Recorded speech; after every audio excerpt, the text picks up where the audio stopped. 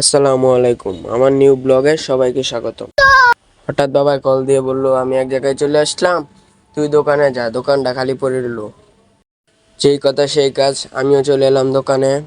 সকালের নাস্তা না খেয়ে চলে এলাম, কিছু না খেয়ে চলে এলাম। এখন এখন ভাবতাছি ক্ষুধা তো লাগছে, কি খাওয়া যায়। তারপর পেয়ে গেলাম পটাটা বিস্কুট। যেই কথা সেই কাজ, ছিঁড়ে ফেললাম। দেখেন গাইস কেমনে খাইতেছি, 6 মাস অনাহারের মতো খাইতেছি।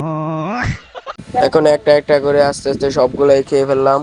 তারপর আবার ভাবতাছি আরেকটা কি খাওয়া যায়, আর কি খাওয়া যায়। তারপর চোখে পড়লো কলা। আর যারা গেম খেলে টাকা উপার্জন করতে চান, আমার বায়ুতে লিঙ্ক দেওয়া আছে, চাইলে খেলতে পারেন। তারপর খেতে খেতে সবটুকু কলাই খেয়ে ফেললাম। আর আপনারা তো জানেনই কলা খাইলে শক্তি বাড়ে। আসলে এসব কিছুই না।